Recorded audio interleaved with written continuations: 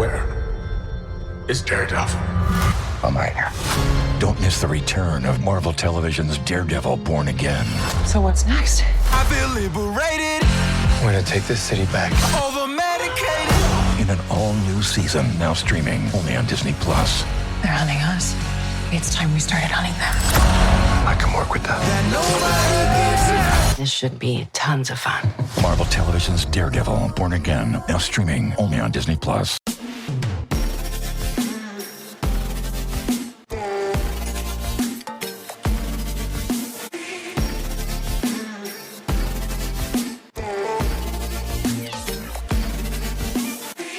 Welcome back, Crime Besties, to another episode of Two Crime Besties with your bitches, Meg and Emma. The bitches are back.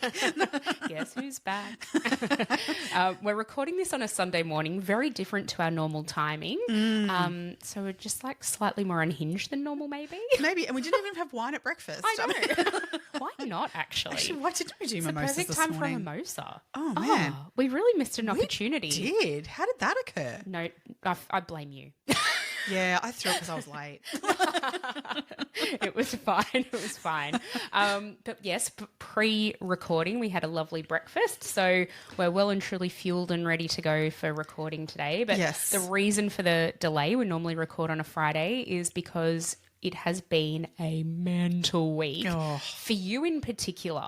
But even without, I don't even know how you've gotten through this week, but even without all of your extra things, it's just been a mental week anyway. It was going to be a busy week no matter what. Yeah. And then just, life became too difficult this week. It was just one of those things where I just feel like shit was piling on you left, right and centre. I think I sent you a message one day morning this week of just like, this week can go suck a bag of dicks. Yeah. Yeah. It was all a bit much. So we had a just baseline, right? We had a school dress up day. Yeah. Then we had the kids' school production, which was on Wednesday night and Thursday night. Yeah. Absolutely gorgeous. Oh, that was so gorgeous. Oh, so gorgeous. Funny And then, yeah, so that was just two the late week nights. anyway. And then, the usual sports stuff in between that you could fit in and, yeah. And then on top of that, you just had so much other stuff going on. And then I'm like, you actually cannot. On Friday, I insist you need to actually take a day. Yeah. Chill out. I can't tell you how much I appreciated that. When it hadn't even entered my head, because I had not got to the point of researching to where I would normally want to be, that I was like, I'm just going to have to find time, like somewhere. I was going to say to you, in my head, I was like, well, if you're busy Friday morning, then when we start just a bit later, then I could go and sit in a cafe somewhere and, plow through everything and hardcore cram it. But it hadn't even entered my head of moving the day so when you messaged me that, I was like, oh my God, hallelujah, there's a break in this. Yeah, we finally get a day to rest. Were you able to do anything nice for yourself on Friday? I don't know about nice, but I just took a step back. Good on you. In that I got home after we caught up randomly. And then, went home and I'd picked up groceries and stuff like that when I got home, I literally did the bare minimum of what needed to get done. Got a load on, got a load hung out, those bits, and then went, I'm sitting down. Oh, yay. Good for you. Yeah. Did you catch up on some real trash TV? Over the weekend I have. I'm all caught up on all my Housewives, although I haven't started one that I'm very wanting to start. But London? I haven't yet. Yes. Oh, I can't wait to watch London. I haven't started it yet either. Well, it's only one episode out. Yeah, right. I wasn't sure exactly how far behind I was. No, so you're, it's just you're not. You're one episode. Okay, that's right. I'm not feeling bad there because I'm so into the other ones. I don't want to overload that I'm like, I need to just take in what I've got going on. Yeah. Yeah. I get it. I get it. I'm still actually a couple behind on OC. Okay. But OC's can't wait. Mental. It's mental. But I can't wait to start London. So I'm going to have to, I don't know, figure that out at some point. Yeah. But it's worth it. Worth making the time for the Housewives. Definitely. I have to say, because of a few episodes back, we got into the Dr. Death one, right? And Joshua Jackson. Oh, fuck, I just love him. Well, I've gone back and rewatched Dawson's Creek. Have you? Is it as good the second Been time my guilty pleasure of recent. Is it as good? I have to say, it's as good, but at the same time, I see it from a completely different perspective. Yeah. And fuck me, Dawson Leary is a narcissistic piece of shit. 100%. And his dad, Yeah. oh my God. Yeah. Oh my God. Yeah. It's next level. I never saw that in the show when I watched it. Of course. As I mean, a kid. we were kids. And yeah. now I see it and go, oh my God. It just makes me love Pacey even more. Oh, I know, right? Oh, well, I God. haven't revisited it in adulthood, but I know like the character, like Dawson, he Yeah. was so problematic. I even remember at the time, I'm like, how can anyone actually like this guy? Oh.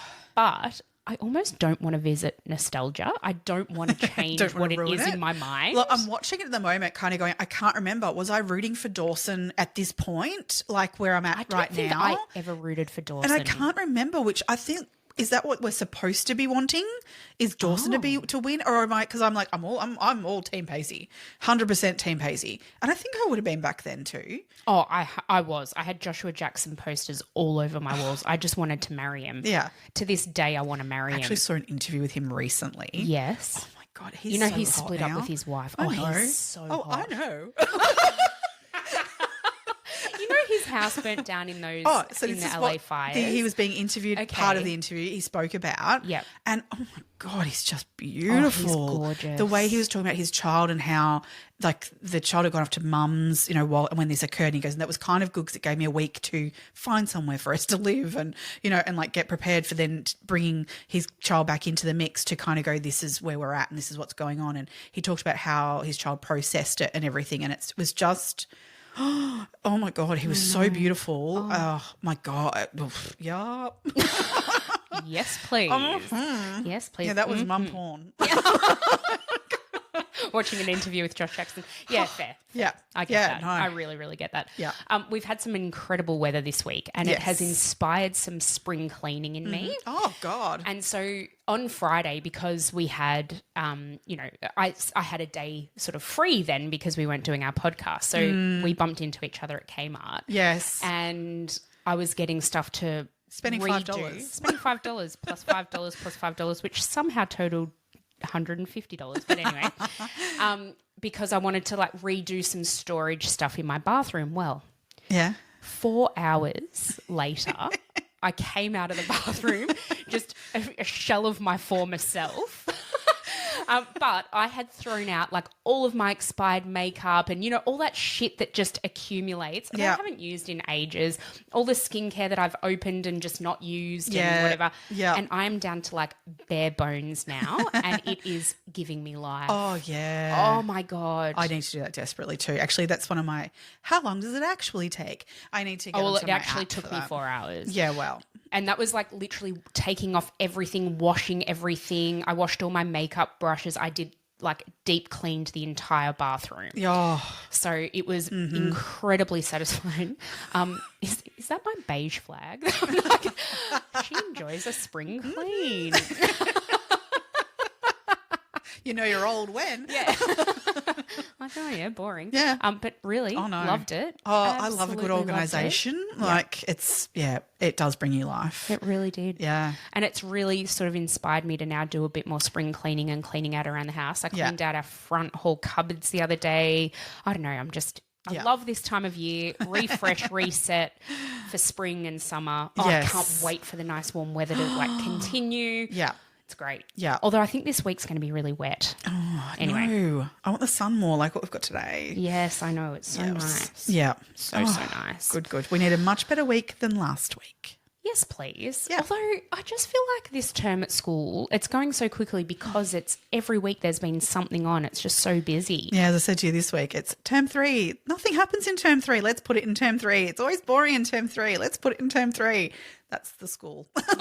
There's a lot. Everything There's goes into so term 3 because there's no report writing. And you know, Yeah, like, okay. No, we That never makes ever have anything on in term 3, so we'll Yeah. put it in term 3. Yeah. Everything's in term 3. Everything's in term 3. It really is. Although I feel like at Christmas time last year we were saying that about term 4. Term 4's busy. Like there's always term the 4's extra busy. Christmas concerts. There's all that stuff that goes with, you know, I end think we of all the just need to year. dial it back a bit. Do we really need all that extra stuff. Like, I mean, don't get me wrong, production definitely needed to occur. That's a core memory for children doing that stuff. It's I the love best. it. Love how much my kid loved it. You know, I even sat through it twice because it was so Because good. we're gluttons for punishment. Yeah, it's good the second time.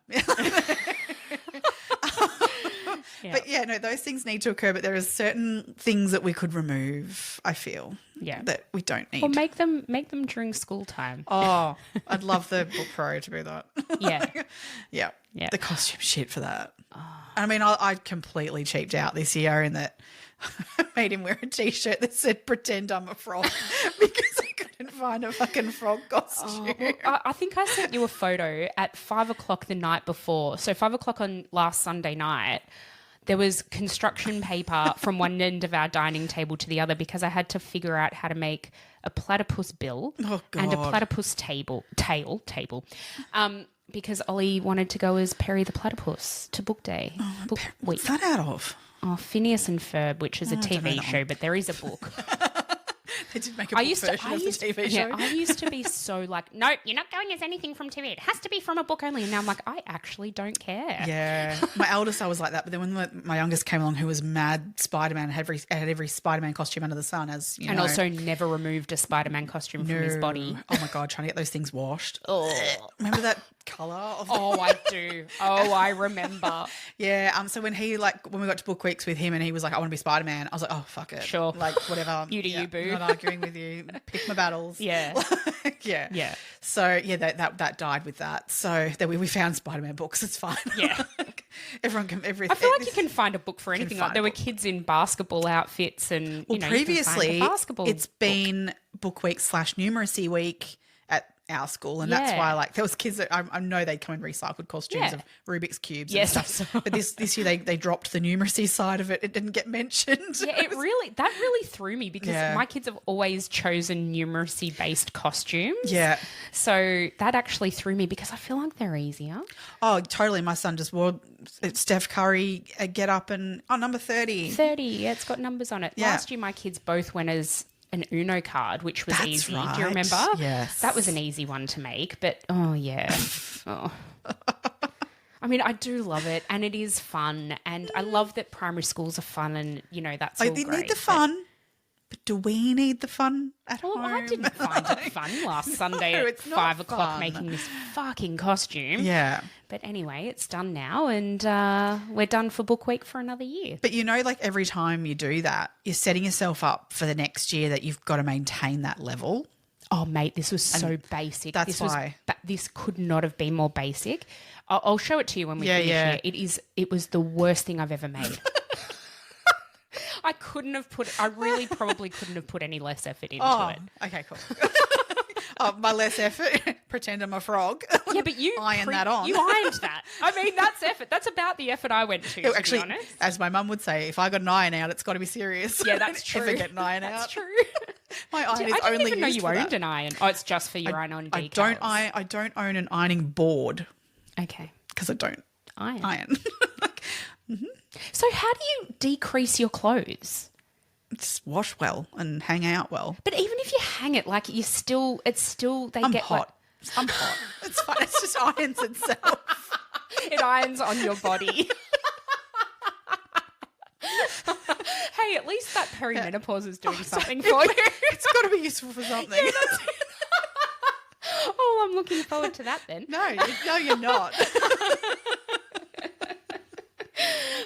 Yep. Okay, so shout outs for today. We have had 5 new Patreons join us. So if you'd like to join us, we've got a $5 bestie tier over at patreon.com/2crimebesties.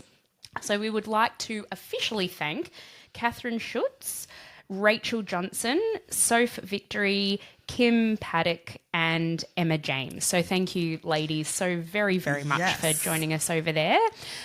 In the next sort of week or so, we will be getting our first Patreon-only episode up there. So if that's something that you feel like you would like to do, please come over and join us there.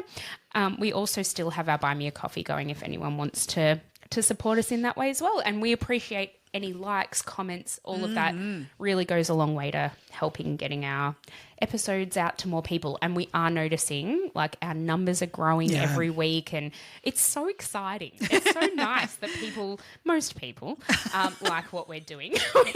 we did get one comment this morning that we'll just move on from that.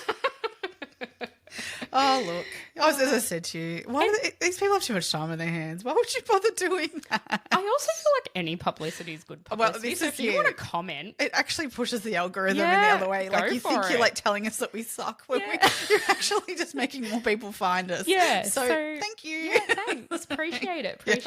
But I mean, when we get like one of those out of the other 100 of phone calls, 100 messages. Yeah. You do you, boo. Yeah, you do. Exactly. We're not everyone's cup of tea, and we're okay with that. Yeah, totally. Yeah. All right, should we get into today's episode? Let's do this. This is a tough one because it relates to the murder of a young girl. So if that's something that you don't feel like you can listen to, please just don't. It's a tough, very, very tough one to listen to. Today we're talking about the murder of Sheree Joy Beasley. So she was born on the 25th of February 1985. So same year I was born. Yeah. And that I just feel like that hits home Yep. so much because we grew up in the same time. Yeah, and you would be the same age. same age. Now. We would have been in the same year level at school, and it's just a lot. Should be celebrating her 40th birthday this year. With all of her friends and her family, and she's not. Her life was really, really horrifically taken from her in 1991 when she was about 6 years of age. So we've sort of talked about how we're going to present this case because there's sort of really two key people that we need to talk about. So should we start with Sheree and her life? And her life? Yeah, I think that's the best way to start. Yeah. So Sheree, as I said, was born in 1985 to Dad Anthony and Mum Kerry Greenhill. She was described, so she was the first born to both of her parents, and she was described as being quite a placid and lovely baby. Mm-hmm. But I think by the time she was a toddler, she was quite the handful. Yes. I believe they went along to a play group. Her mum took her along to at one stage, and they were asked to leave because Sheree was quite rambunctious. Can you imagine being asked to be removed? Like, oh, sorry, don't come back to play group. This is all a bit much for us. Like, oh, she must have been pretty spirited. Yep. Yeah. I mean, look, and you look at the photos of her that you do see online, and you can see this like real cheeky but incredibly gorgeous smile that she's got. That you just go, yeah, I can just imagine her causing a few issues. Yeah. But in the most gorgeous of ways. Yeah, only a toddler can. I think you've said this to me before. Like, there's those kids who are cheeky, but in a really gorgeous and beautiful way. They're not. They're not naughty because they want to be naughty. They're just like cheeky. They've got a spunky personality. And I feel like, you look at that photo of her, which is the photo I think that everyone thinks of, or even when you just Google her, it's the first photo that comes up, and that's her school photo in that blue and white checkered school uniform dress. And the look on her face in that, I'm like, I feel like you get a lot. You know a lot about her just from looking at her face in that photo. Definitely. I don't know if that's her prep or grade 1 photo kind of thing, but you can just imagine, like, that she is that kid in their class that has a few of them in giggles at times. Like, and that the teacher's always constantly telling to, maybe move seats so you stop talking. Or, sit up the front. Yeah. Which I always get reminded by a particular student of mine who turned to me many years later and said to me, or she said to me at the time, she goes, doesn't matter where you're going to put me, I still talk. Yes. I know that. Yeah. I can see that. I can hear that. Yeah. In 1987, Sheree's sister Crystal was born, so to the same parents, to Anthony and Kerry. And not long after her birth, her mum and dad did sort of split up. I think they were very, very young when they got together. Kerry had Sheree at 17. Yeah. So they were very young, parents. So because Kerry was 19, I think, when they split. So that makes sense. Yeah. Around this time, Kerry moved to Mornington with the two girls, so with her 2-year-old and a new baby. Yeah. Because she had some family support there. Yeah, but she's also got caught up in not quite right kind of crowd, I think, in terms of where she was heading a little bit too. Well, that's right. And so it wasn't very long after she split up with Anthony that she entered into a new relationship with a man by the name of Sheree Beasley. Yeah, I think there was one in between. But yeah, and then Shane, who I think it was very, very quick though. Like still within a month or two they were together. Yeah, they were living together then very, very quickly as well. Yeah, and Shane had a very well-known drug addiction problem. He would take Rohypnol, heroin, which, I mean, they're just, I mean, awful. Horrible. Like Rohypnol's a date rape drug. Yeah, I didn't know that people took that recreationally. Yeah, same. I thought the same thing. I thought it was really strange. Yeah. But then I guess if you want to black out and just Well, I mean, heroin, not have I guess, the world has that sort of similar effect, I guess, in that you get a high from it, but it's you pretty much pass mellow. out. I believe. I'm just not from experience. Yeah. But I guess that Rohypnol maybe is something similar, but I don't think you'd get a high from it at all. I don't think thought you just so. got I think knocked it would just make you out and don't remember what sleepy. happened. Yeah, I don't know. yeah. But yeah, so he OD'd on a somewhat regular basis. Yeah, so much so they had Narcan in the house. Yeah. Just in case. Just in case. Which, I mean, probably fair call because I believe it had to be used on several occasions. Well, they did have the ambulances arrive to do that as well at times. So, and this is in front of the two girls too. Like this was something they were exposed to a really hard life very, very early on. Yeah, and at this time, like it was so many issues that there were people who stepped in and the girls were removed at times for certain periods of times. They did at one stage. Sheree was put with her paternal grandfather Neil, and the younger sister Crystal was put with her maternal grandmother Marie. Yeah. So they were split up, but that's because they were split up themselves. The grandparents weren't together, but so the girls were separated into two different households, but obviously they were still communicating with each other and still saw each other. Yeah. But so they were, then they were taken back to mum, and so there was a lot of disruption, I guess, within the household. Oh, in that absolutely. respect. So they were removed by the Department of, it was called DHHS back then, so the Department of Health and Human Services. Yeah. And I mean, thankfully they had a family members that they could go to. Neither grandparent really felt able to take on both girls. I mean, that is a huge responsibility to take that on. But as you said, at least they were still in communication. They still saw each other regularly. So it was Kerry's parents themselves. They were very young when they fell pregnant with Kerry. Yeah. So it's kind of this generational thing where they had actually themselves had her very young, then split up, and then in doing that, Kerry's grandparents raised her, yes.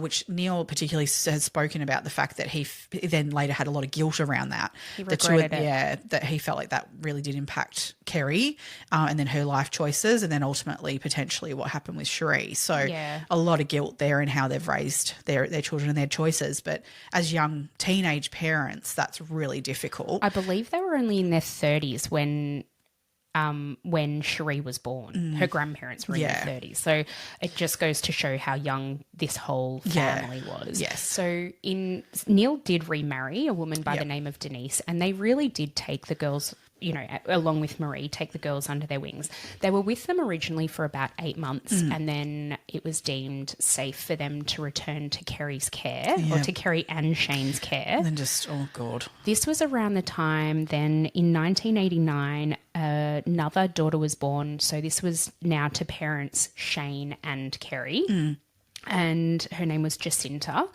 And I guess they were trying to make a go of it as a family of now 5. Difficult. Anthony's parents were still involved with the girls at this point, and I believe Anthony was as well, but his parents would take the two biological granddaughters for weekends, and apparently it got to a point where they would actually take the girls from Friday night to Sunday night every single weekend because Kerry had a new baby, and it was all like, I think they could see that this wasn't the best environment for their granddaughters necessarily, and so to ease some of that strain and give them some respite. Maybe some respite, hats off to them for doing that, because from all accounts they were very, very loving and caring grandparents, and the fact that they were willing to do that, I think shows a lot. Absolutely. So in February of 1990, Shane Jr. was born. And apparently Sheree was the most doting young mother. Well, I think in many ways Sheree was older than her 6 years, and whether that was, whether that due to the fact that she wasn't mothered in that, in the way she had to step up and do things. She would get up and make her own breakfast. She would pack her own lunch boxes for school. All those sorts of things. Can we just talk about that for a second? Because I find that the telling of that, the adultification of a child, is really, I find that really uncomfortable because I was listening to an interview with Kerry where she talked about, she wanted to make her own lunchbox, and she would make her lunchboxes, and she had to learn really quickly that she couldn't just make all 5 lunchboxes at the start of the week because her sandwich would be stale by the end of the week. I'm like, why does a fucking 6-year-old have to learn that? Like, it's too much. Yeah. You and I were talking with our friend this morning about kids becoming too old too soon. Yeah. This is a primo example of that. But she obviously, as in Sheree, obviously felt like she had to do that. Yeah. Like, what other 6-year-olds doing that? Absolutely. No. It's just, She's, as you said, it is the parentification of a young child. Yeah. And that really does not sit comfortably with me. No. So as much as, it sounds lovely that she really cared for her new sibling, it's also, I think, her just needing someone in the household to be responsible, and that became almost a 5-year-old's responsibility. Yeah, so this is what actually gets me. When Shane was 10 weeks old, Sheree went to wake him up because it was 8 a.m. and he normally wakes at 6 a.m. for a bottle, and Mum and Dad were still asleep. I mean, I get it, with a 10-week-old, you're probably exhausted, but still, But you're it's usually not, on a, it's you're not on that Sheree's clock. responsibility. But anyway, Sheree's gone in to check on him, and she couldn't wake him up. So she's run into her mum and stepdad's room and raised the alarm. And what actually eventuated was the fact that Shane had died of SIDS, sudden infant death syndrome, or what used to be known as cot death. And, oh, my God. The fact that, she was the one who found him is really distressing. I really find that. Did you hear about her reaction to that? She basically, she wouldn't have, at 5, she wouldn't have been able to process that, but she knew it was something so bad that she ran out of the house and was like screaming up and down the road up and down the street. Just, she probably didn't know what to do. Like, she knew it was like this big, overwhelming, horrible thing, but as a 5-year-old, what do you do? Oh my God. Just my heart breaks for her with that. That's awful. But then to follow on from that, within weeks of that occurring, which I don't know if this was a good or a bad thing, that like Shane Beasley unfortunately OD'd and he passed away. So, to layer that awful situation with then the death of a step parent, oh my God, that she was kid living with pretty much full time at that time. Exactly. That she had, in her very minimal amount of time on this planet, she had been through more than anyone should. Oh, that's just, let alone a child should. Yeah. I feel for Kerry in this too. She's lost a child. She's then lost her partner. Yeah. Whether or not that relationship was good or bad is kind of irrelevant because just having that loss and that trauma in your life. Oh. Yeah. Just awful.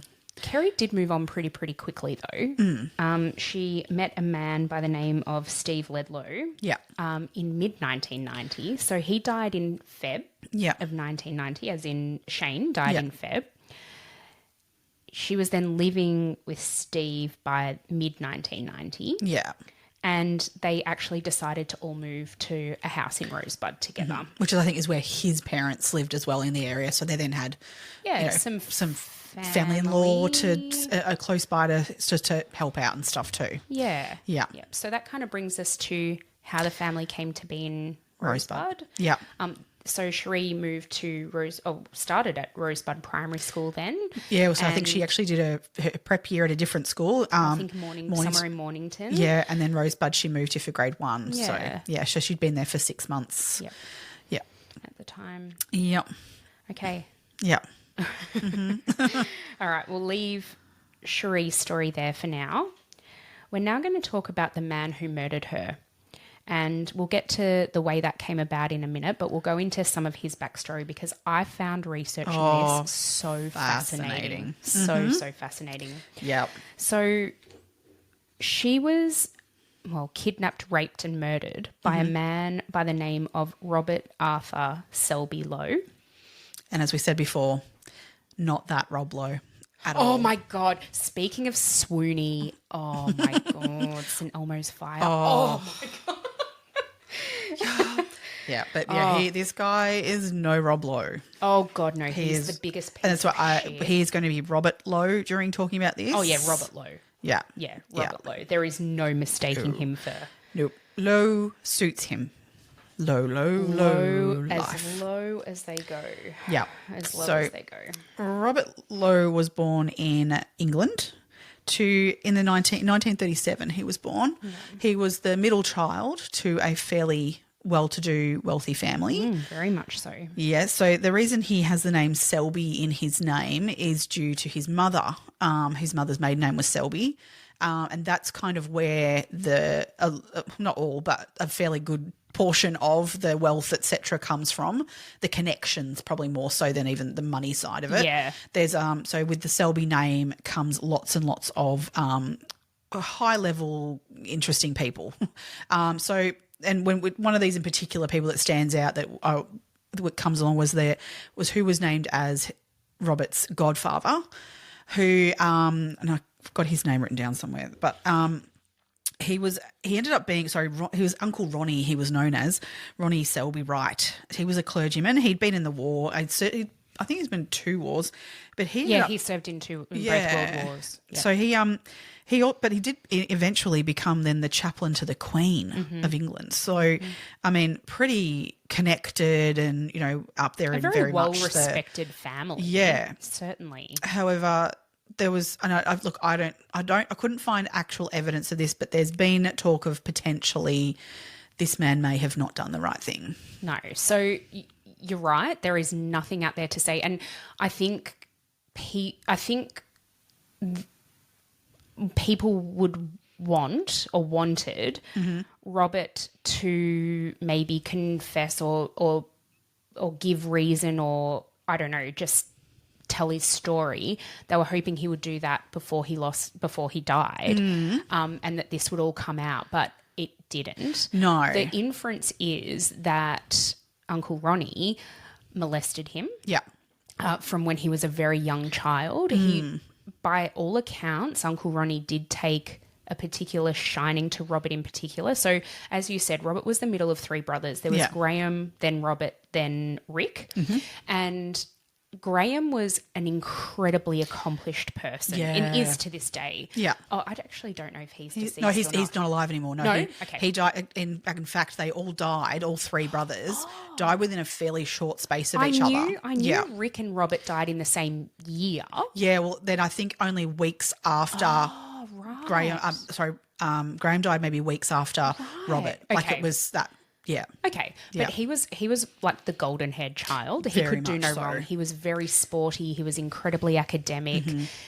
He was very handsome. Everyone liked him. Everyone wanted to be him, wanted to be friends with him. And he really used the connections of his family to go all the way. He really took advantage of that because not only was the mum part of this sort of Selby family, which is obviously very, very well regarded in Britain, but the dad, whose name was Eric, he was also his family owned a department store, and so they were very wealthy. So his side of things brought a lot of wealth to this family unit. So they were very well to do and wanted for nothing. It's very interesting. I think their mum was a very interesting person. Yes, very interesting. Because Dad Eric went to war, and he was like what was he in the war?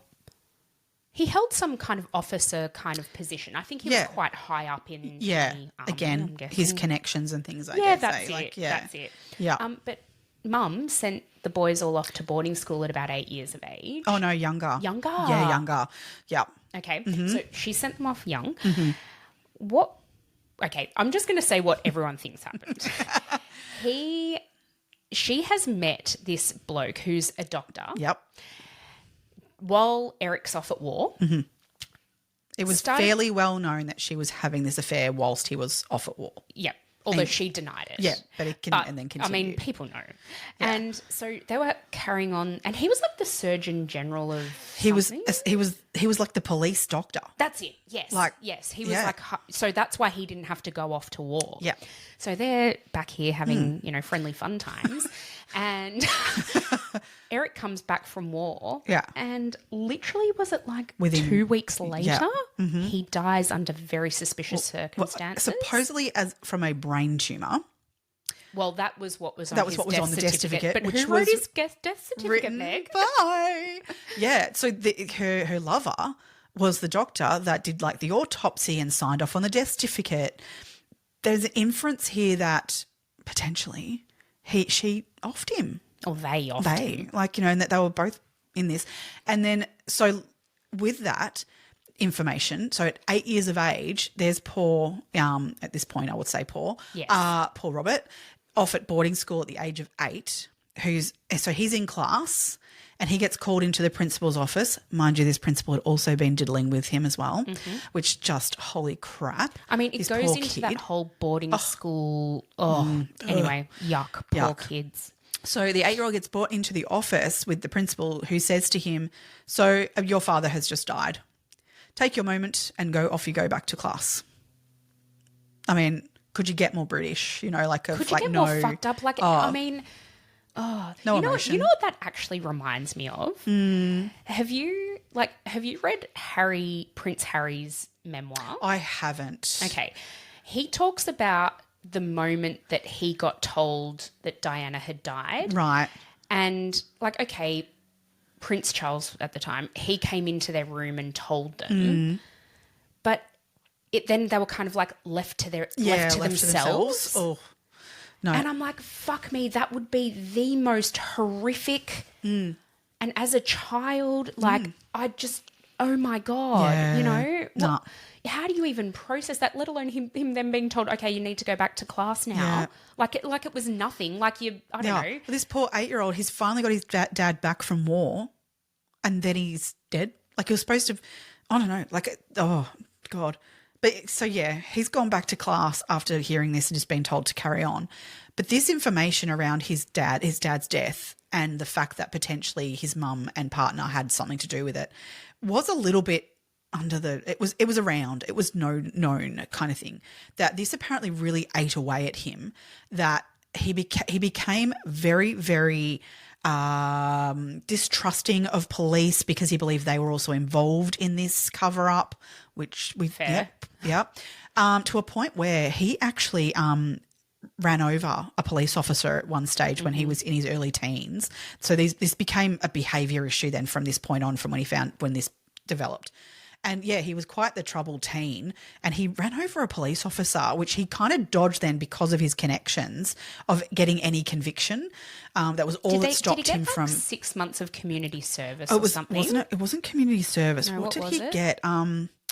Oh my God. There was some very minor consequence. Minor though. Oh, it was part of it. There was a deal of what he had to do. Yeah. Oh my God, where did I write that down? Sorry, I didn't mean to interrupt your train of thought. No. But yeah, so I just feel like all of that unresolved trauma of this kid, okay, I get that, his brothers experienced the same trauma.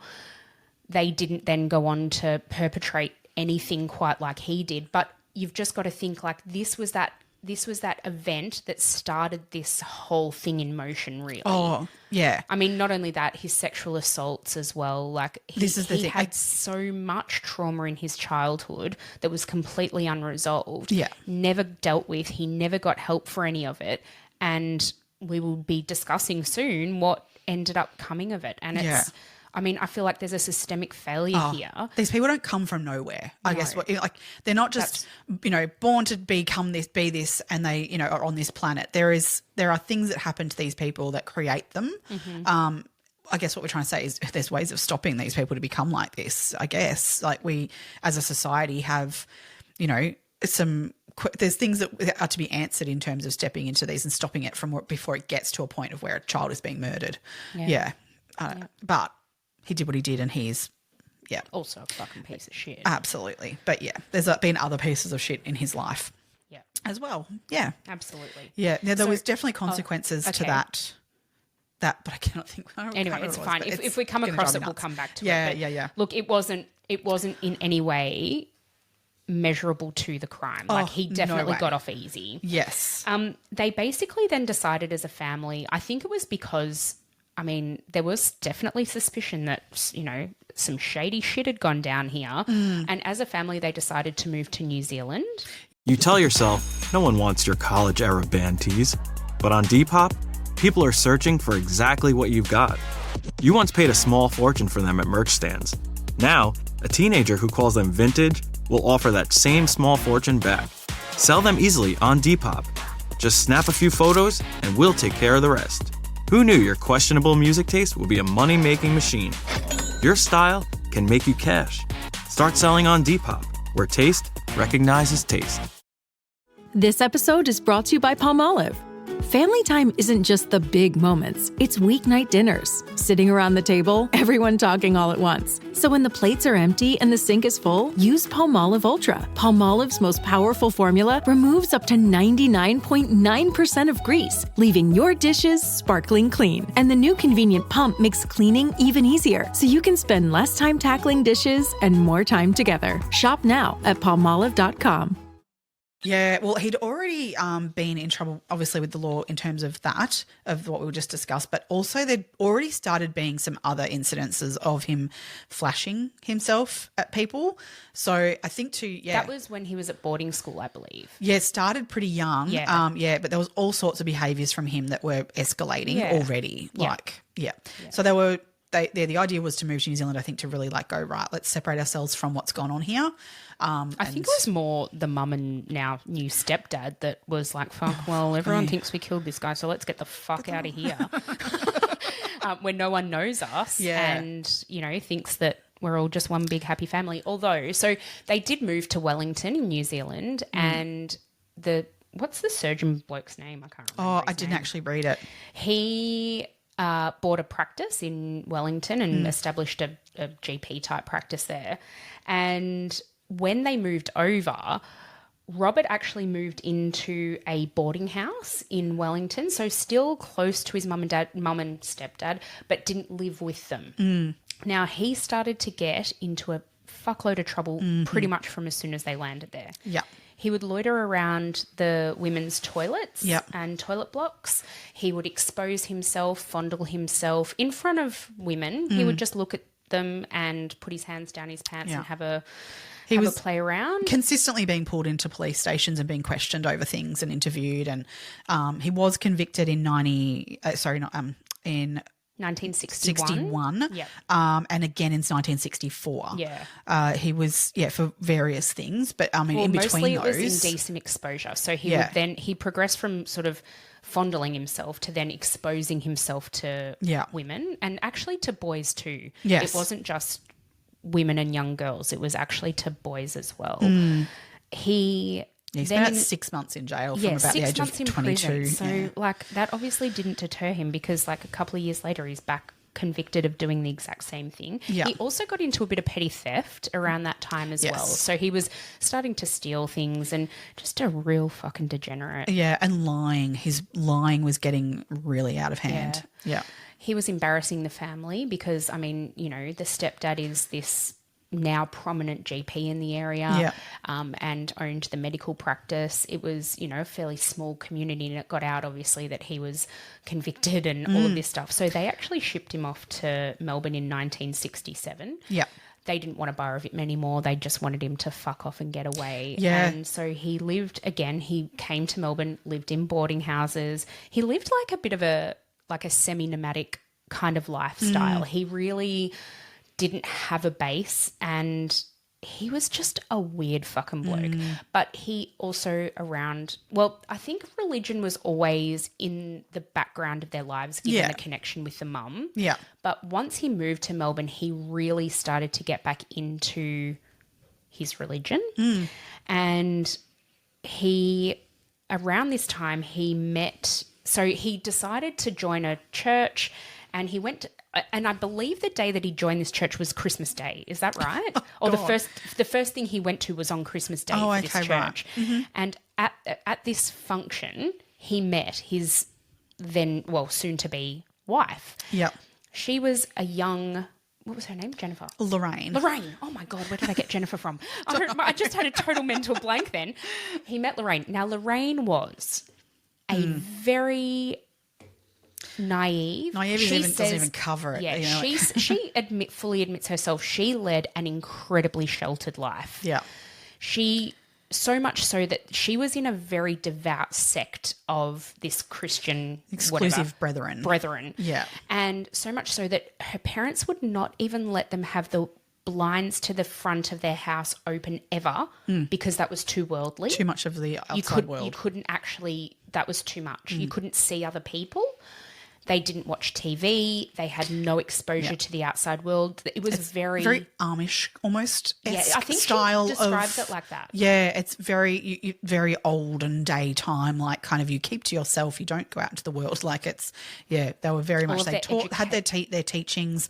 There's nothing outside of that. Yeah, all of their education was done within this sect. Yeah, and so she fully admits that she was very naive. Yeah, and.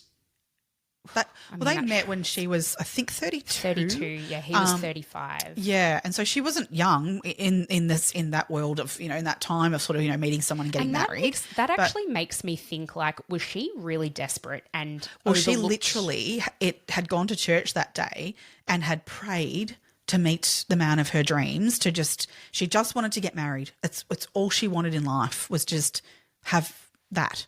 And have children, and so she literally that day, I believe, or the following day after doing that prayer, then met unfortunately Robert, and so she basically believed that this was God sending him to her now, and that he was the answer to her prayers. Couple of things there. I feel like at 32, given where they were at, as in this sect.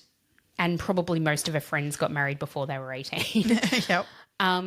She probably would have prayed for that every day for years and years, and just this happened to come and, oh, my God, my prayers have been answered. Okay. Yeah. I mean, that just goes to show my stance on this stuff. But I think that goes to show her mindset at the time. Yes.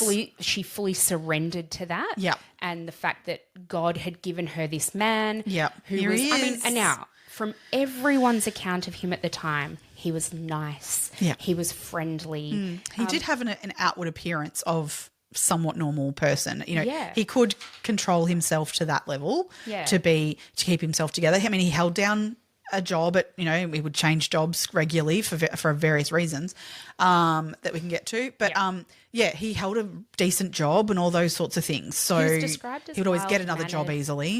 Yeah. I feel like in his line of work as well. So he ended up getting job as like a travelling salesman. And he was bloody good at it, apparently. Apparently so, because he was able to perpetrate all these crimes and also be very successful at his job all at the same time. Yeah. So, yes, I think you're he right. Had to he was knock good. on less doors than, the Someone other bloke else. to earn as much money sort of stuff. He was good at it. He had the gift of the gab and could, manipulate people, I think. And talk his way into being, quite a nice person. Yeah. Make them believe that anyway. Yeah. Because he was because people described him as mild-mannered, and then you look at what comes after and you think, fucking hell. No. It was definitely a facade. Yeah, yeah. Well, and apparently too, so they got married in 1972, but just prior to them becoming engaged, he actually broke it off with Lorraine. So I feel like he was not really into this, but knew that society kind of this is what you needed to do.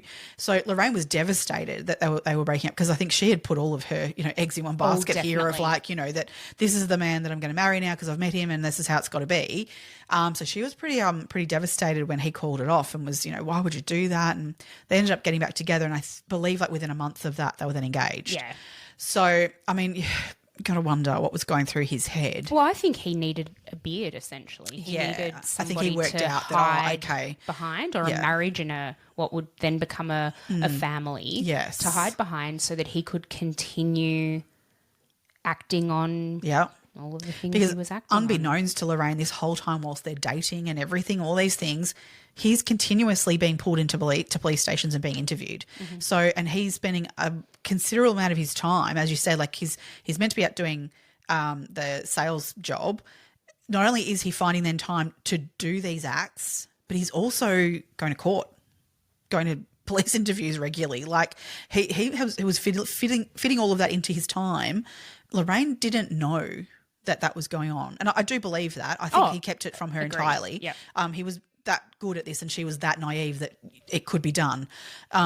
She didn't realise any of this was going on at that point. Not at that point. So the things that he was doing that were getting him pulled in was more of this. He would hang around schools and expose himself to students at school gates. Yeah. That was sort of further, as the behaviour was escalating. There was one where it was explained that there was two girls, I think, that they'd gone to the police on this, and they were going to charge him, and so they ended up not dropping the charges because what he'd said to the police, this is a completely it's just, no, it was just a joke. It didn't actually happen like the girls say it did. I had a banana and I was being funny with the banana, right? His being funny with the banana was that he had it down his Speedos, walking around a beach, and asking people to touch the banana in his Speedos. Well, that's a sexual assault. So the police misunderstood his statement of saying this is where he used his lie. He lied without lying. Yeah. As in he was telling his truth. No, I was just making a joke with a banana and it's been taken out of the wrong way by the girls and I apologise for that. But that's not actually what was happening. So the cops have gone, sorry, mate, we'll drop this, Maybe don't put a banana down your Well, he tops. never said, I put the banana down my pants. Yeah. The girls... Yeah. What they saw was a man with a banana down his bloody Speedos going, touch my banana. Oh, what a fucking disgusting pig. He's gross. Absolutely gross. Oh, yeah. God. So should we maybe enter here and say, with all these convictions, or not necessarily convictions even, but with all this going on that he was going to court and defending these things, part of that court process, the courts insisted that he would need reports done on him, psychological assessments and things. So he was sent off to a psychotherapist to have, initially a report done for the court. And the person that he was sent off to was this Margaret Hobbs. So Margaret Hobbs she originally started out as a parole officer and probation officer, and then moved into private practice. And around the courts, she actually was known as the Queen of the Flashes. Yeah, because that's what she did. That's what she did, was that she did these reports on these, rapists, flashers, exhibitionists. That was her specialty. Yeah. So they kind of joked around about it in the courts of that's who she was. But it is what she would do. But what a heavy stuff to get into with people. So she would literally do these reports for the courts and also do sessions with perpetrators. So she was very highly experienced in this. She was very experienced, but she had no formal qualifications. What? Yep. I did not know that. She didn't have formal qualifications. I just assumed she's a psychologist. She's done a I don't degree. Think so. I don't think so. Everywhere I just read that she was a psychologist. I never looked up her. She's a psychotherapist, which isn't a psychologist. You're right. I did read psychotherapist, and I just continuously assumed that I never looked up her credentials because she was very, very experienced. Yeah. And she was very good at what she did. Yeah. And she was able to rehabilitate a lot of flashes, and she was. Can they really be? I don't know, but whatever her methodology was, in the eyes of the court, it worked. The reports I've read of hers, I think she was very good at what she did in her analysis of things. Yeah. And she read this guy spot on. Oh, yeah. She was a very intuitive person, I'm sure. Wow. Okay. I did not know she didn't have the formal qualifications. Wow. Yep. Okay. That's interesting. So she was known by at this sort of term in the courts, and he went along for his report. She wrote a report, went to the court, whatever, and the court came back and said, well, we think you should have ongoing sessions after this. And so that's all he kind of got from that. He got no conviction. It was just, you should have further therapy. So he started seeing her regularly. From the get-go, Margaret did not like Robert. He just creeped her out. Yeah. She mentioned, so she wrote most of a book about this and about meeting Robert, in her practice and all of that and everything that came after it. Yeah.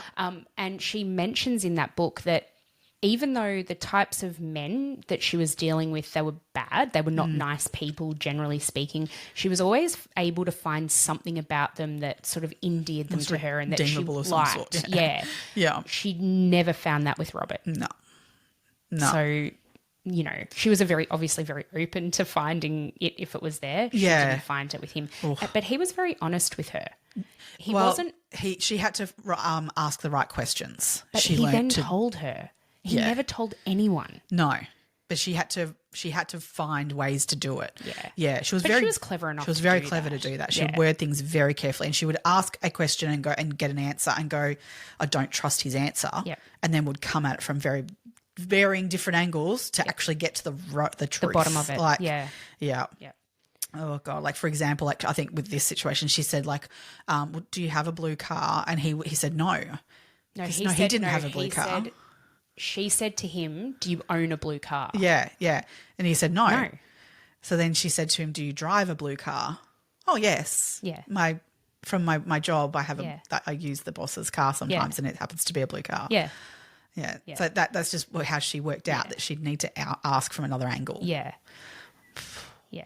I know. Such a piece. And in his mind, I never lied to you. You just didn't ask me the right question. Well, he didn't lie. Guess what? He didn't own a blue car. Yeah.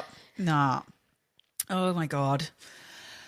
Yes. So shall we go back now to poor Sheree? Yeah. We covered all we need to there. Yeah. Okay. Yeah. Yep.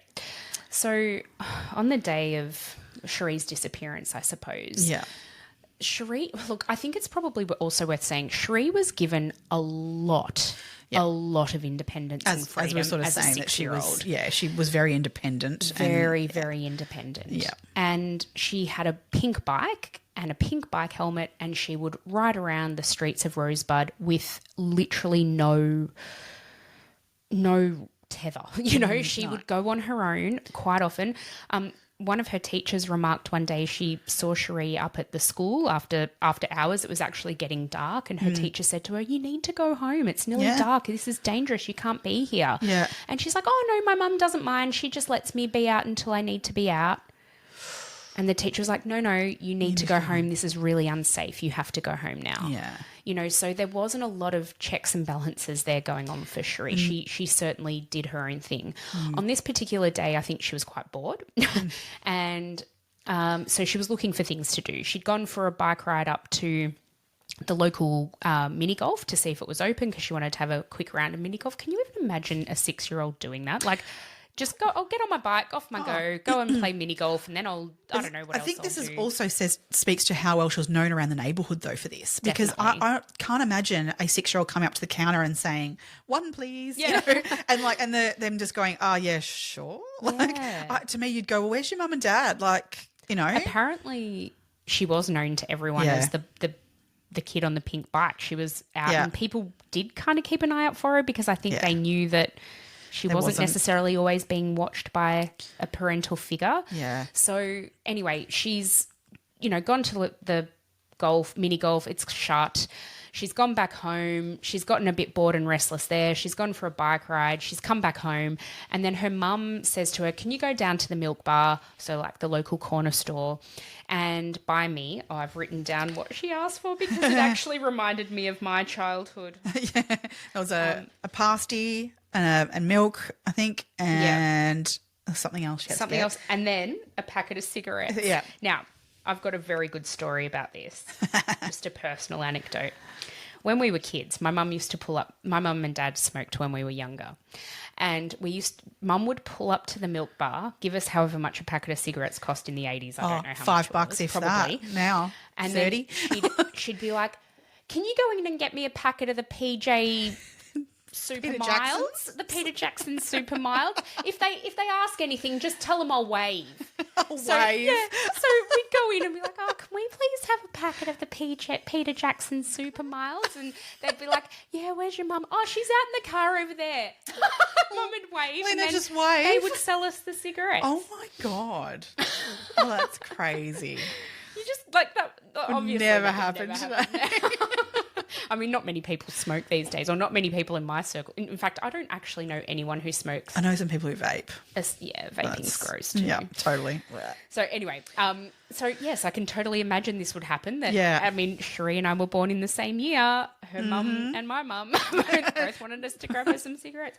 So sent her down the milk bar to do that errand. And Kerry says she just wishes she had have known that was, the last time she was going to see Sheree, because what we know happened is Sheree's ridden her bike, not quite gotten to the milk bar. So the next thing we sort of know in all of this is that her bike's out the front, or not far from the milk bar. It's actually near a phone box, and Sheree's nowhere to be found. Now, a neighbour who used to keep a pretty keen eye on Sheree recognised that her bike was there and that Sheree wasn't, and that was really unusual. And so she actually went and knocked on Kerry's door and was like, "I've just seen Sheree's bike. I can't see her anywhere around." It really raised alarm bells with her. And then Kerry immediately called the police. She's like, "That's not right. I've sent her. She should have been back." Because I think Kerry had actually said to Stephen. He went out and started looking around. Yeah, because she wasn't back in the 15 minutes they thought she'd be back in, or 10 minutes they thought she'd be back in. And so she was starting to get worried. Then obviously this neighbour has found the bike, gone to her, and then Kerry's called the police. Right. So. Yeah. So in that, the police, when they arrive on the scene, and they knew a little bit about this family. Well, they were known to the police. Yeah. So they immediately were like, has something, to test out the family to see if they knew more than they were letting on.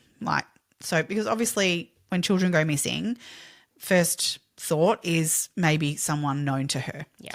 So to test this out, the police actually on that first day, they actually put a little bug in the house, and they left them with a form to fill out and said to them, "Oh, there's a compensation for crime form to fill out. See you later." And they've left.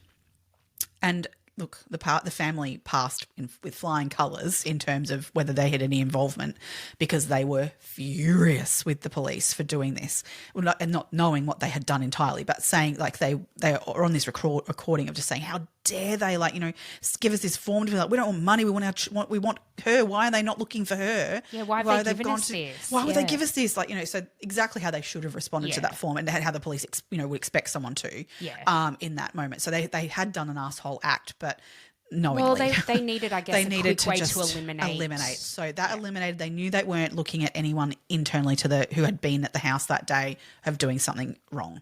So that was that. They knew immediately then they were really looking for a missing child. I think they also around that, very early on, I'm talking in the first hours of being notified, they also looked to her birth father and the birth father's family, and they were very quickly alibied and completely eliminated. They know that they were not suspects at all. Yeah, so that was they were very good at, I think, as much as it sounds like an asshole thing to do, as I say, but it eliminated all those family people so they could actually concentrate on the real crime at hand. So I do think that was okay to do in that moment, as much as it would have been hurtful. So they've got onto this very quickly. So obviously it got out to media as well very quickly that this little girl was missing. So, oh God. I think it went on the news that night. So she went missing somewhere around 1:40 p.m. Yeah. And it was on the 5 o'clock news that night. They put just a little bulletin out. Yeah. By the next day, they actually had Kerry basically making a plea on the news. Yeah. For any information, anybody who's got Sheree to please just keep her safe and just drop her at the nearest police station. Yeah. No questions will be asked, sort of thing. So, the police acted very, very swiftly, did all of the right things very early on. But although there was one little bit of information that was miscommunicated somewhere along the line, because it did stop people from coming forward sooner. Unfortunately, there was a miscommunication of the helmet. Yeah. So people, the way that it was portrayed on the media was as if her bike and her helmet had been found together and to the side of the road. So therefore, some people who actually did see something saw a child who looked distressed in a blue car, but the child was wearing a pink helmet.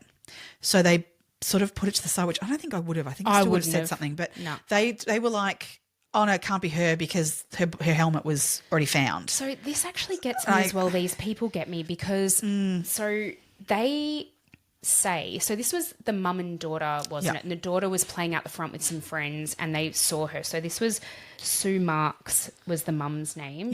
Danielle was the daughter's name. What she says is that she saw, what we now know was Sheree in the car, distressed. Her face was up against the window. It looked like she was kneeling in the front seat. Yeah. Distraught. And when she saw Sue, she actually said, help, help. Yeah. And Sue they didn't call the police. Well, she basically like, I think she's in the car with like a grandfather. We've all been there, like with a kid who's, cracked it for whatever reason. I'm like, I put myself in her shoes though, and I think, especially then when something came on the news that night of a little girl who was riding a bike. Yep. And what little girl wears a helmet while she's in the car? Exactly. I think enough of it would have come together to go, I have to say something. Yep. I'd rather be wrong. Yep. I'd rather be wrong. Yep.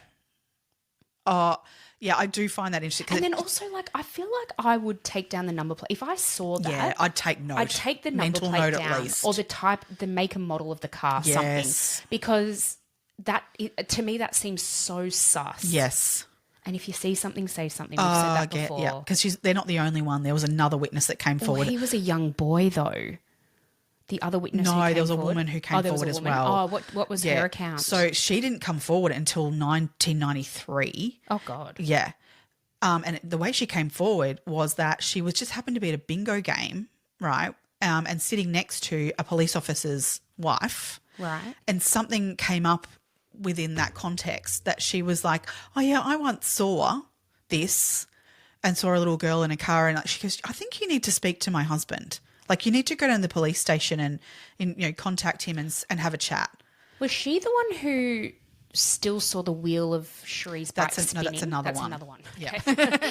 Yeah. No, because at least they came forward relatively quickly. Yeah, okay. But this one took her years to come forward, and only because she was pushed by a police officer's wife who said, no, you need to speak up. And she had a very detailed description. She was able to give a confit picture that matched Robert Lowe to the dot, which is why they actually ended up being able to go and charge him. Wow. Yeah.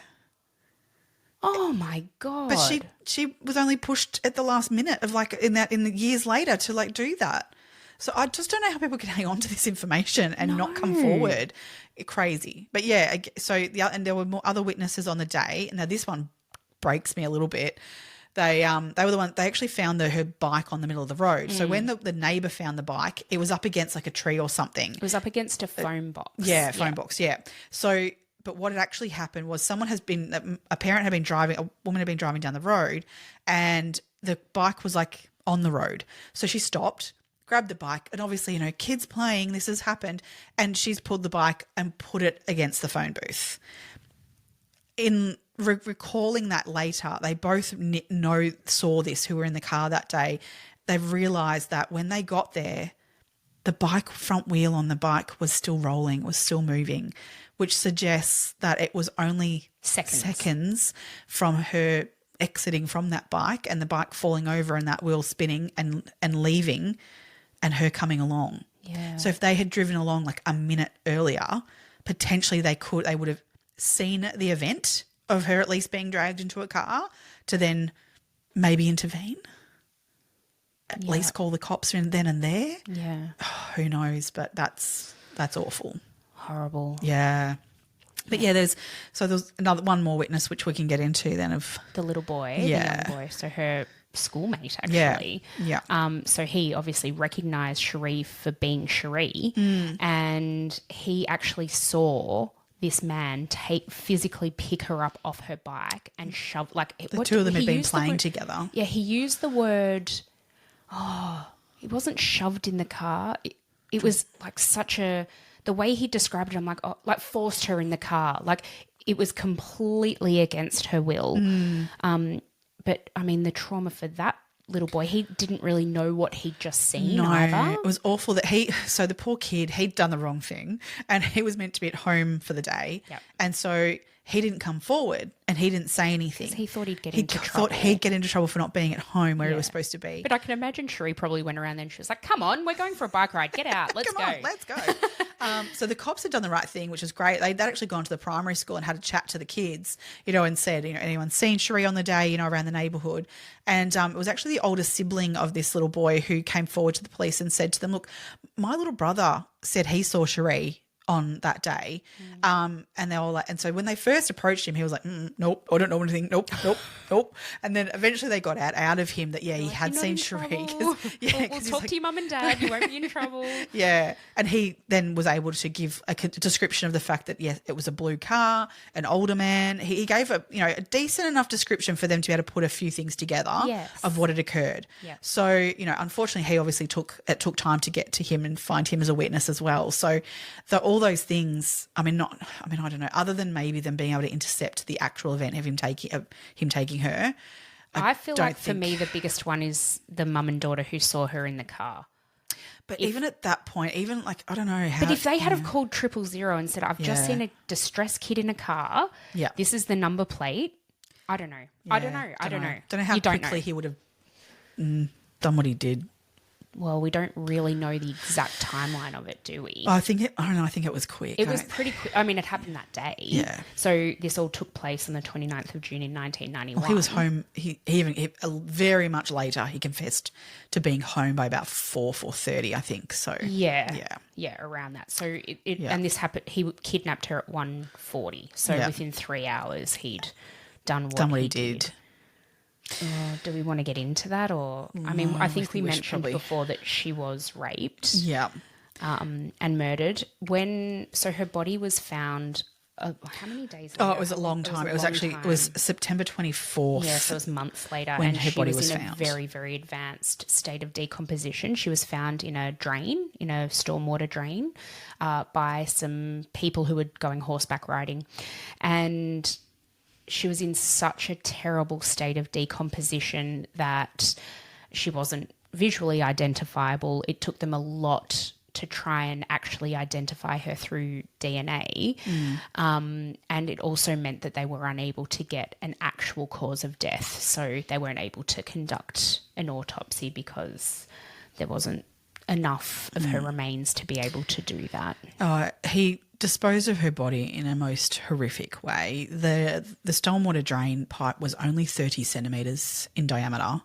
So, she was a small child, but still to put her in there is absolutely disgusting. She was unclothed from the waist below. She was just wearing a singlet and a T-shirt, but they did find the other clothes because when she went missing, she was wearing a purple tracksuit and some black runners, and they did find, I believe, part of the purple tracksuit. So he did dispose of much of her clothing because it had semen, etc., all over it. They never found her underwear, and I believe they never found the pant bottoms. Yeah.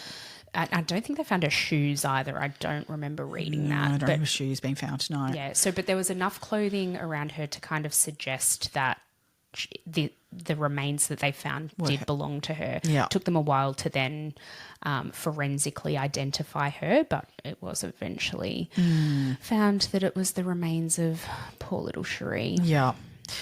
Oh, so while all this is going on of them trying to find her, etc., obviously the police are working incredibly hard at trying to identify suspects. Yeah. You just gave me a horrific stat just before we started, which blows my mind. And obviously the police probably checked out all of that. I believe so. So what I was saying to you is in the 20-kilometre radius of where she lived, there was something like 450 known sex offenders.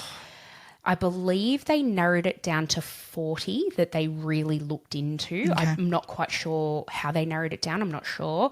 But they very much looked into 40 of those people.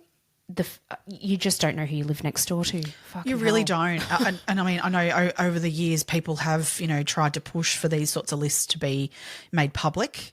Yeah, I understand why they're not, but I also think, fuck you, they should be. Oh, you have no rights. If you're doing that to a child, like, No.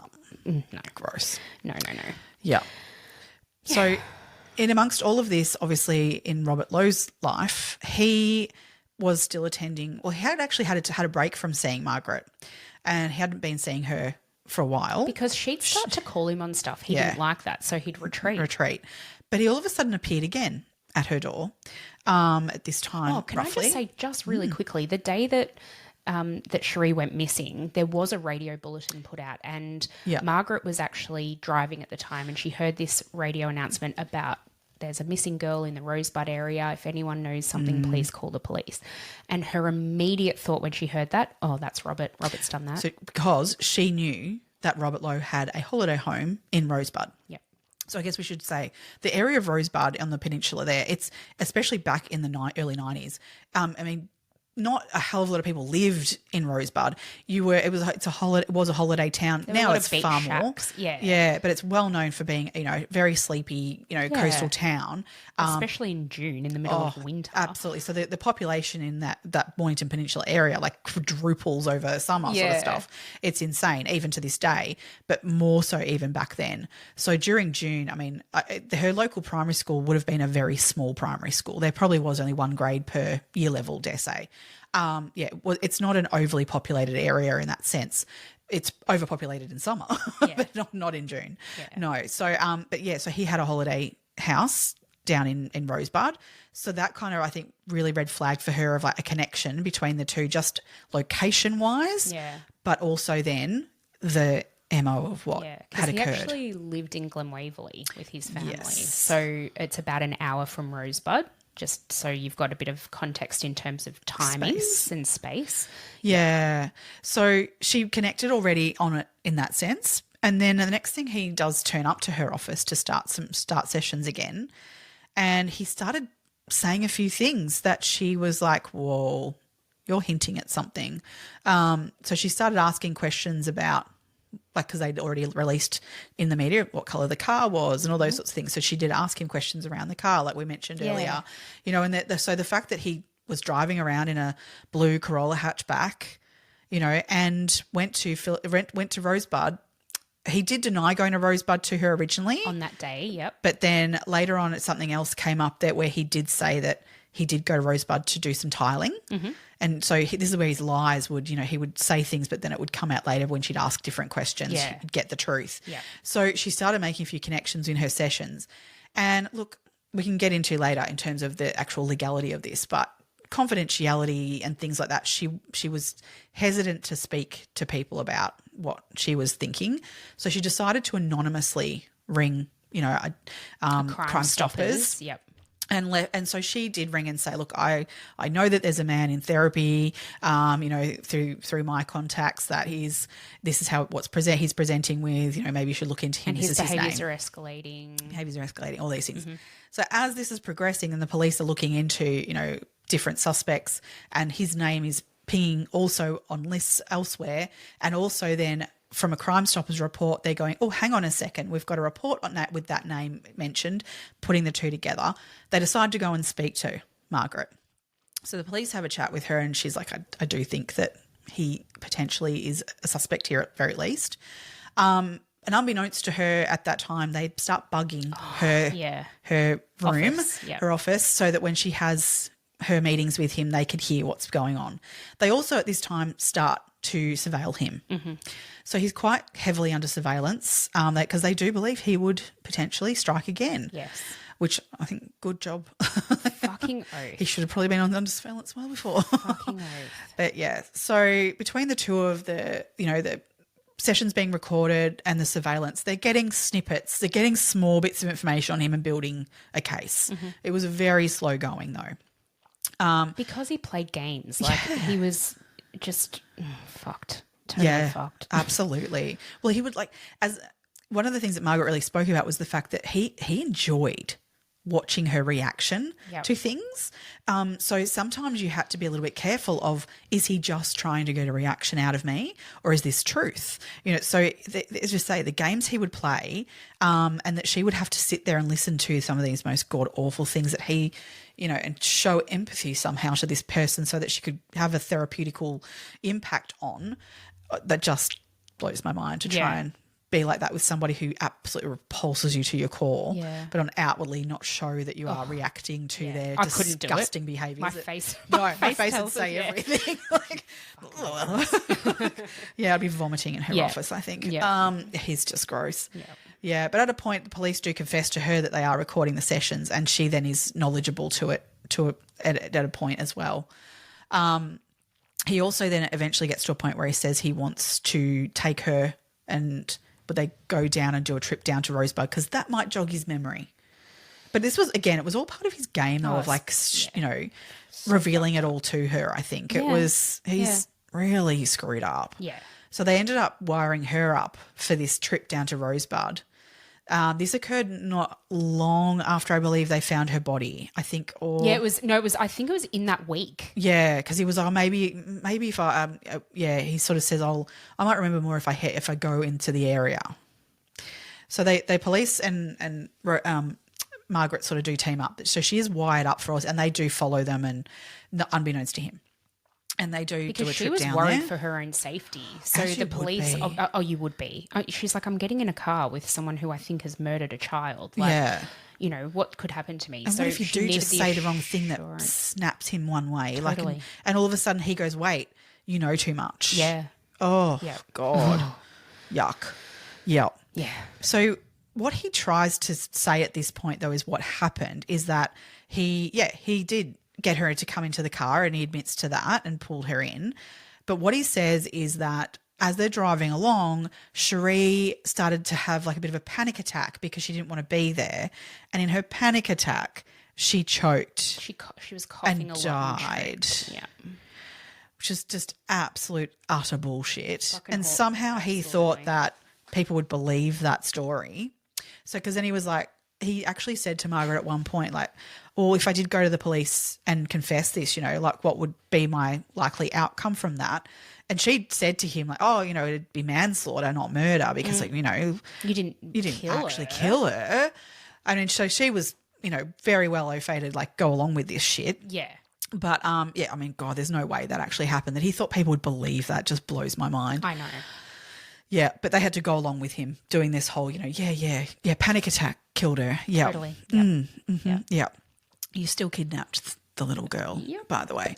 Yeah. Anyway, yeah, so this is the line he's taking the whole time. And, but he ends up pinpointing exactly where this spot is, where the body was found, which was not released to the public. Nope. It was a general area. He took her straight to where the body was left and said awful things. After this all occurred, there's people who said they spoke to Margaret along the way and could see her declining in terms of her own mental health, trying to be in the same room as this man and hear the things he was telling her was taking a huge toll on her. So not only is she feeling unsafe, but she's also being told horrific things that have occurred in this exact space. I can't even imagine that what she would have been going through. So that's just awful, but it did help the police's case for sure. at least. Yeah. They had all of that on recording. Yes. And, obviously was then used to arrest him. So he was arrested and charged with the kidnapping and murder of Sheree Beasley. We should say that wasn't until March 1993. Yes. It was literally like nearly 2 whole years later. Yeah. And then I believe the trial didn't start until the October of that year or December of that year. Yeah, because it wasn't until 94 that he was December 94 that he was actually. Oh, so it was another year again. Yeah, that he was actually convicted. Out. Yeah. So just absolutely crazy. Yeah, so you're probably right. Probably the October the trial probably started. Yeah. And, So, I mean, absolutely horrific. But I mean, I guess thankfully the way that it all panned out meant that, so there was a lot of legal argument with regard to using these recordings from Margaret Hobbs because of the fact that, you know, there is this perceived client doctor sort of, what do you call it? What's the word I'm looking for? Confidentiality or privilege, they call it. Yeah. So, but the thing that got it across the line was the fact that Margaret wasn't actually a doctor. Well, so exactly. They were able to argue in court Yeah. that they didn't have a privileged relationship because she wasn't actually a doctor. No, so the only people that actually this privilege is actually connected Given to to, is Catholic priests, medical doctors, and if she was a psychotherapist, which is doctorate, whereas a psychologist, psychiatrist can also fall under that category. It's medical, and hold that doctor status, whereas a psychologist doesn't, even with or without the qualifications, whatever that throws me. But psychologists don't fall into this category. No. So she is not held to that same level. That's right. So it was more of so for her it was an ethical thing, not a legal issue. Yep. But there's no common law that applies privilege to conversations between psychologists and patients when there is emerging view that a legal activity has occurred. Yeah. Yeah. So it was able to be thrown out, and all that recorded stuff was able to be used between the two of them for that reason. Yeah. Yeah. Which is great because that ended in a conviction of the kidnapping and murder of Sheree Beasley, and he was sentenced bloody months later, but sentenced to life in prison without the possibility of parole. The other huge thing that got him in the end too was, so they arrested him in the March of 93, and he was put into a cell. Oh, yes, I forgot about this, yes. Yeah, so he was actually in a cell with a particular person by the name of Peter Reid. Yes. Now, there's a couple of Peter Reids in the crime world, but this one is R-E-I-D. Yeah. Now, he was actually considered within the top 5 of the most dangerous people in Australia.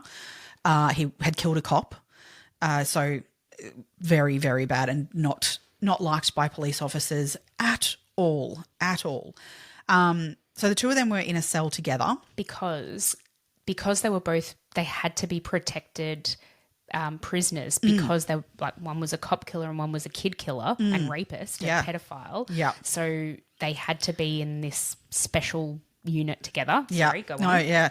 So basically in that cell, Robert Lowe started to confess to Peter what he had done. And so Peter Reid had gone to the police and said to him, I'm being told some pretty awful freaking shit over here. And for him to say that. It's next level. He's one of the worst of the worst kind of stuff. We need to really push that. He was known as real bad news. Yeah.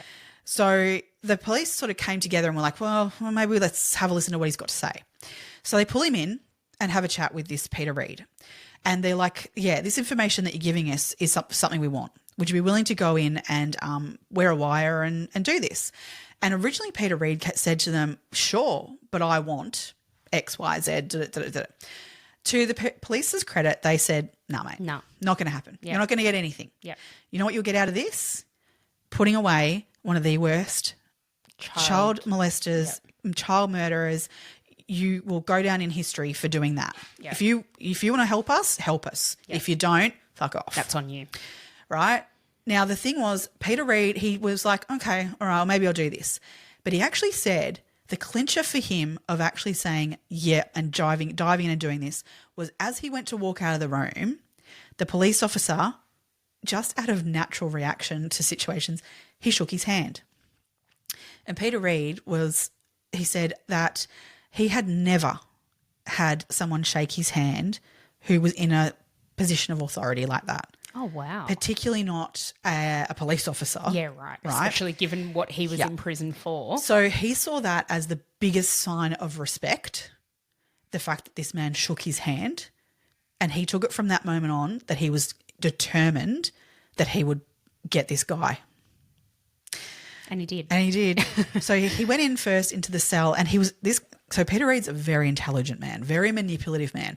but so is Robert Lowe. So he went into the cell and he decided to go about this in a way which I thought was quite smart. He took the tact of saying to Robert Lowe that he knew a crooked lawyer who could help him out. But the lawyer would need to know the facts so that then he could be able to come up with a story that would include factual information to be able to get over the line, to be able to get you out of this and get you out of a conviction, which makes sense. Yeah. Kind of, Yeah. So Robert Lowe started spilling his guts. Oh, he told him everything. Peter Reed actually also drew. He was actually an architectural draftsman he'd been trained as, and so he drew all these maps and things and drew pictures of all this stuff of what he was even being told. So not only has he got the recordings, he's got drawings visual aids to all this. So they come away from that, and the cops are like, "This is great." However, you did too much talking. So they really found that because with this, they needed it to just come from So I Robert. think what they worried about was that Peter Reed was like leading the him. conversation. And because he was, I guess, seen as being quite a powerful figure in terms of the prison hierarchy, they wanted to make sure that Robert wasn't just being coerced. Saying it, or saying it to make him look good in front of Reed's eyes, basically. So they needed to get him to go back in and try again. He actually ended up having to in the end he did 3 different separate recordings of this, and by the third one they'd got there. Yeah, they were like, okay, cool, this is what we need. And they were able to use bits from all of them, but they were. But what they also had to go with that too was CCTV from the actual prison, which showed how comfortable Robert Lowe was when he was talking. It wasn't as if he did have someone standing over him to do this. So between all of that, the information was great.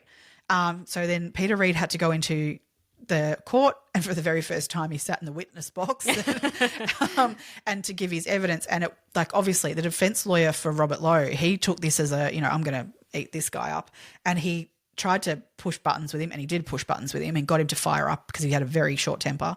But they finally got that all calmed down and spoke to Peter Reed and said to him, "You're going to fuck this up, mate. You're going to have to calm it, keep it calm, and tell it out how it is." And he did a very good job. And so that was really one of the that, along with obviously what Margaret Hobbs was able to put forward, really put the nail in the coffin for absolutely. For I also Lowe. feel like Lorraine testified. So they were so his. Robert's wife, estranged wife, they were no longer together once she found out exactly what had happened. Yeah.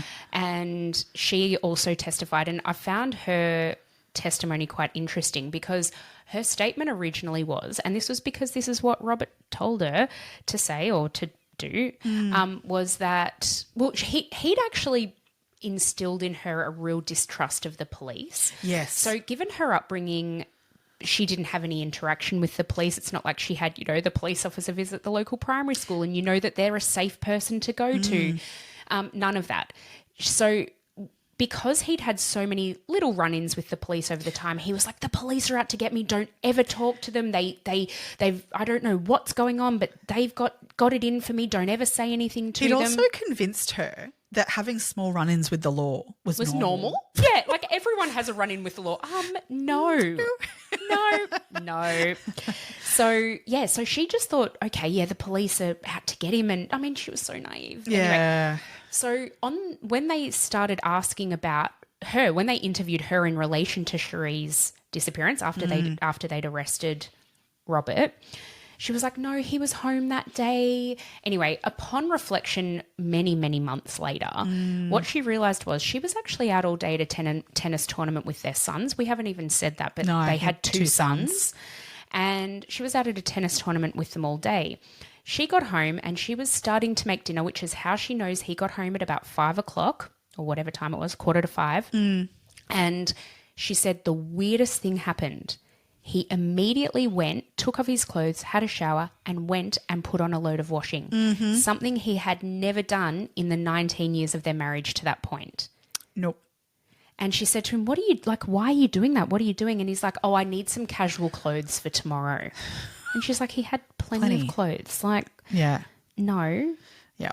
So she also did leave Robert in the midst of this. Yeah. So I think it was fairly early on in after so I think maybe 92-ish or something like that. She did leave him. Yeah. So between that time and when he was arrested, he had nowhere to live in the end. He was dumpster diving for food and living in like a halfway house kind of situation in like Grey Street, St Kilda, which is actually where they arrested him at.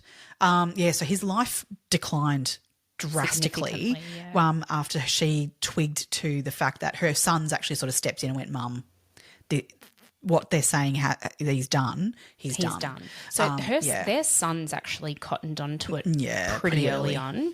Apparently one of them he was a learner driver and he was in the car with Robert, and they on the radio it came up and it was like, anybody who lives sort of in this area, if you own a blue and they listed 4 different types of cars. It was like a Toyota Corolla, a Nissan whatever hatchback, and a blah blah blah blah. Yeah, blue in hatchback blue colour. basically. Can you please turn yourself into the police? We just need to have a quick look through your car. Yeah. Get the VIN, sort all that out. And so Robert's son said, "Well, why don't we go? We'll just pop in now. We should go and do that." And he's like, "Oh no, it's not my type of car, no." And that was what made the son go, "Why wouldn't we go?" And that was his first inclination that there was something a bit not right here. And you can't tell me that then, if that's your immediate reaction to that, you knew something. You knew something already. There was already dots connecting elsewhere. Absolutely. I mean, for a young kid, I mean, he was probably 16, 17, to be able probably. to go, wait, what's my dad been up to? Yeah. Like, to have that untrusting kind of feel. Yeah. There's stuff's gone on. Yeah, for sure. Yeah. Yeah. For sure. Oh God. Oh dear. So. Yes. So, he, as you say, he was convicted and sentenced to life imprisonment plus 15 years, and he was marked as never to be released. So no parole, nothing. No. He would be in prison for the rest of his life. Yeah. And he was. So unfortunately, he's dead now. He died. Not unfortunately, not at all. No, I didn't mean to say that actually.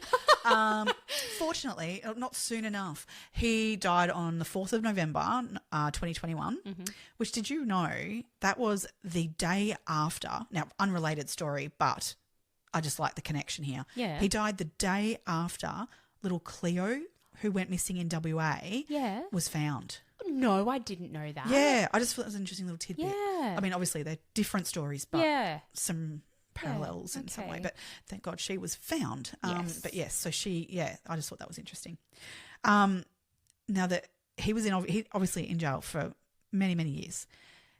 He, in that time, was the police believe he was fairly instrumental in orchestrating this, that there was a child pornography ring where they would have like visitors come to the prison and, smuggle in material, photos and things like this of children to then be distributed around the jail.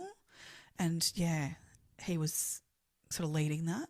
What a fucking deviant. So clearly Leopard has not changed its spots and never would. I think in his sentencing, the judge, who was actually in tears at the sentencing because of just the horrific nature of this and the absolutely tragic loss of Sheree's life, but he said, you are unable to be rehabilitated, and that is why he gave such a sentence. Yeah.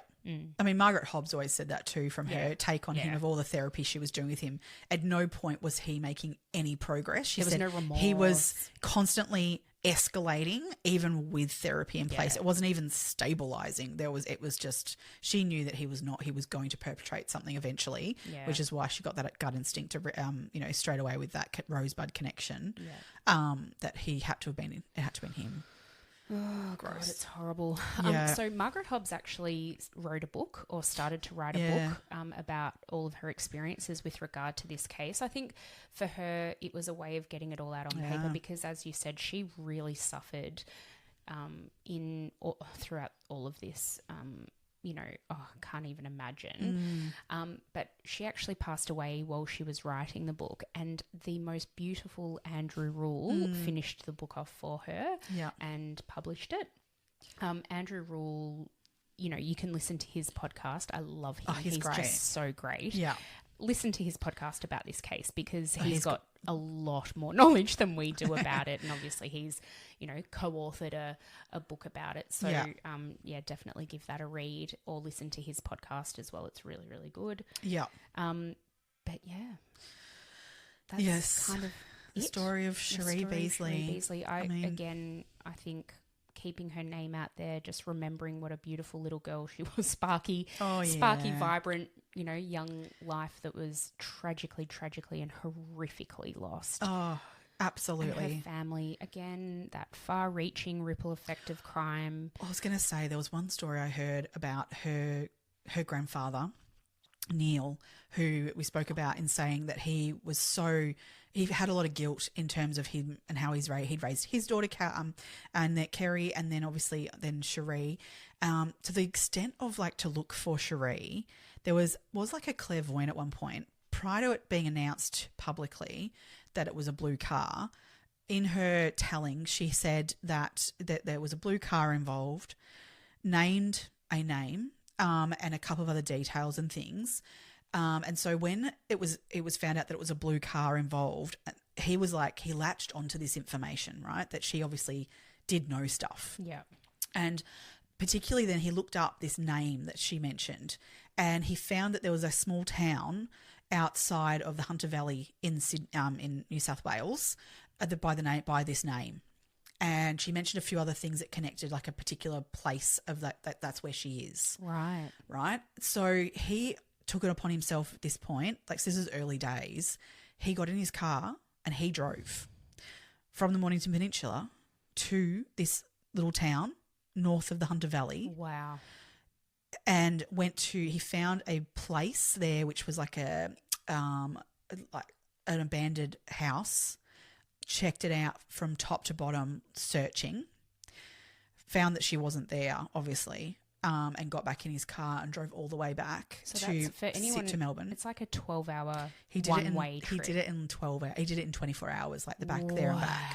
Like actually to the point of like no sleeping, whatever, and he did it, that he actually damaged his car. I think he hit some roadwork sign or something at one point because he shouldn't have been driving. Yeah. He was probably lucky that's all that happened really. Yeah. But that's how determined he was and how much love he had for Sheree and how he wanted to find her.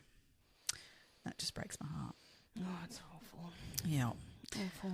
Oh, so I mean, because I think out there is a lot of information of, obviously Sheree had a pretty rough upbringing in her short life, but people loved her. Oh, yeah, she was. I think it's undeniable that she was loved. And she was, as much as maybe she was not supervised in those moments where she should have been, she was very much loved. Absolutely. Yeah. Absolutely. I don't think that's ever been disputed. No. I think she had a wide network of people around her who loved her. And the community that she was living in really sort of embraced her as well. She was being raised by a village, I think. I agree. Yeah. And that's what we should thing do. to say. Yeah. Yeah. If only there was better villages. I mean, Rosebud at this time, I say, was quiet town, but, we should have said, Robert Lowe had seen Sheree previously to this. He had targeted her. Yeah. It wasn't as random as it appeared. No. He had seen that she was not supervised on a regular basis. Her. Yeah. I think at a dance class he'd been loitering around that she was attending as well. She was, and that was actually reported to the police. Yeah. So he actually was fondling himself, looking through the dance class window. He was fondling himself, and so obviously that was reported to the police. They never caught him. Yeah, they didn't know it was him at the time. They didn't know it was him. So the dance class teacher was like, sent a thing out to parents saying, this has happened. Make sure that, you're here to pick up your kids on time, and, that be extra cautious. And the dance teacher actually said she was really concerned about Sheree because she rode her bike to dance and home again. And even after this incident happened, that still continued. So he did know her. He had seen her around.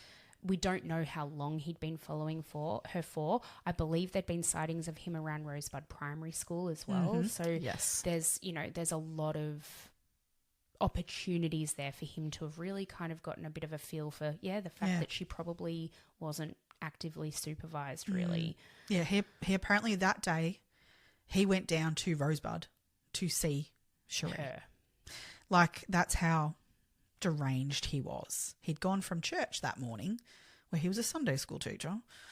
He was also like a cricket coach and stuff, and you just think, and he's got convictions. Like, I mean, get into all that at the moment. But yeah, I know. But like, this is back in the time before like a working with children check and stuff. And this is why we've got these working with children's checks. I know people are like, paper they're written on. I know, but it is maybe a thing, you know, and it might stop somebody from getting one, thinking that something might come up, and then they won't be working with our kids or volunteering to be a coach or whatever. Yes. I know it can be a pain in your ass to have to do one, but there's for reasons. the safety of kids, and I'm sure there are better things that we can do, and all that's a completely separate argument. Yeah. But I think, you know, there was nothing like that back then. No. So how are they to know that the cricket coach was a fucking pedophile kiddie fiddler?